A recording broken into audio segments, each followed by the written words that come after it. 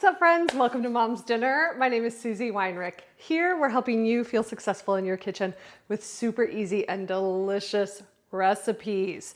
Today, I'm gonna share with you how to make mashed potatoes, but we're doing red skin mashed potatoes. I know that Yukon Gold potatoes are kind of the, winner of mashed potatoes, but if you love a little red potato, maybe also called a new potato, they make incredible mashed potatoes. And for this one, we're leaving the skins on and we're adding a ton of flavor. So stick around today. I'm gonna share with you how to make the best red skin mashed potatoes. So like I said, we're gonna add a ton of flavor to these. And how we're gonna start is by sauteing. The recipe actually calls for a shallot, but I don't have a shallot in the kitchen right now, so I'll be damned if I'm going to the grocery store. So we're gonna use a little bit of yellow onion and then 2 garlic cloves. But of course, we're gonna start with butter. And the only butter that we recognize here at Mom's Dinner is salted butter. It has the most flavor and I like it in my baking, and so we just use salted butter. We need 4 tablespoons and we're gonna get that added to the skillet. While that melts, I'm going to cut just about, maybe a little under half of this yellow onion. If you're going to the grocery store though, grab a large shallot. It has such a wonderful mild onion flavor. It's perfect in these mashed potatoes. You do want to finely dice your onion or your shallot because you basically want it to kind of melt into the mashed potatoes. You already know those onions be getting me in my eyes. I almost feel like as I get older that onions are affecting my eyes more. Is that a thing? Can somebody tell me? Put it in the comments if you believe that to be true. Okay, that looks really good. They're really finely diced. So I'm gonna add those right in with that butter that's melting, and then we'll get the garlic chopped. You just need 1 large garlic clove, and ooh, I got a big one right here. That's 1 garlic clove. So if your garlic cloves are a little bit smaller, you'll want to maybe use 2 garlic cloves. All right, we're gonna get that added to the onion, and then we're just gonna saute this for 2 to 3 minutes. It doesn't need to go long because we cut those onions so thinly. I've got 4 pounds of red skin potatoes that I've washed. And what we're gonna do now is just kind of clean them up. If they have any weird spots on the outside, I'm gonna remove those. But we're just gonna quarter them, and I'm gonna get them put in a large pot. There's no water in here. That's one of the secrets to really good mashed potatoes, is you start your potatoes in cool or room temperature water. That way your potatoes will cook evenly all the way through and the outside won't be completely torn up before the middle's done. So I'm just gonna keep quartering these, each potato into about 4 pieces. I have a couple really large ones. I'll probably cut these into like 6 to 8 pieces. And it doesn't have to look pretty.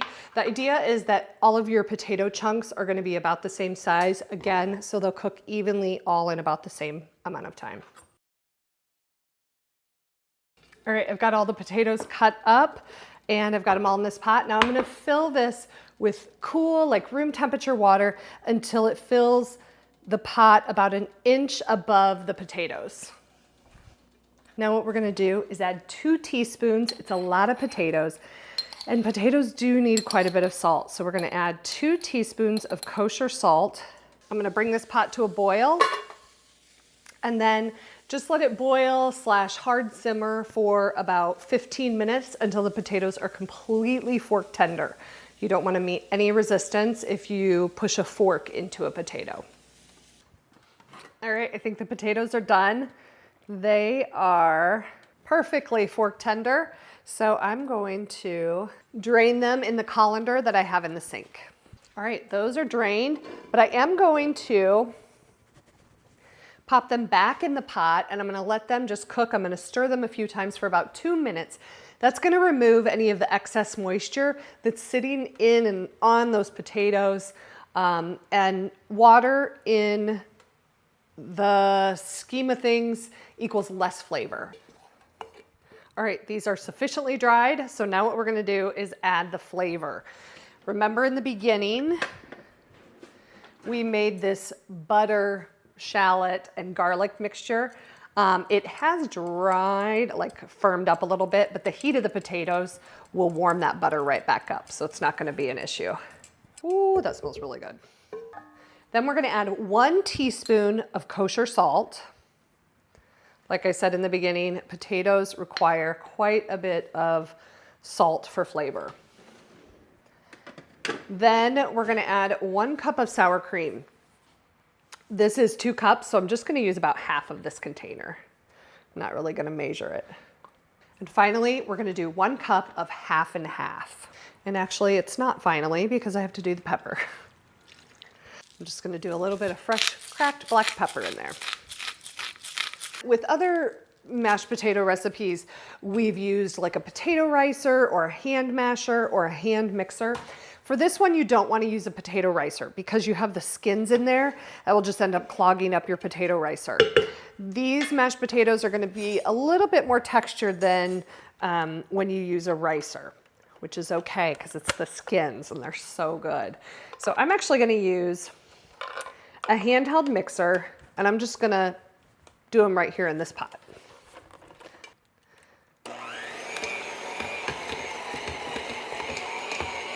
All right, actually, this pot is a little bit deeper than my mixing handles.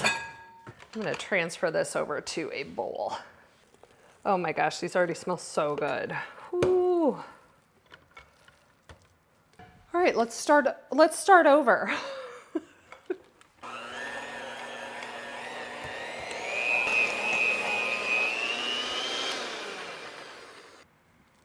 Oh my gosh, and the red skins are just kind of scattered throughout.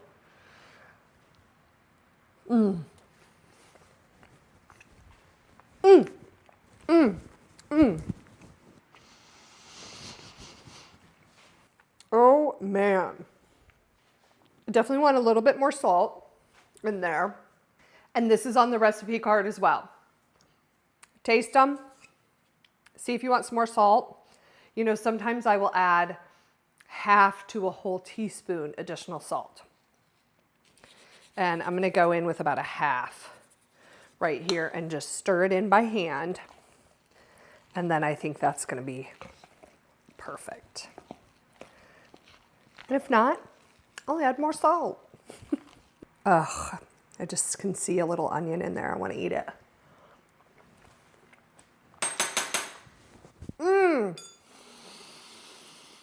Wow.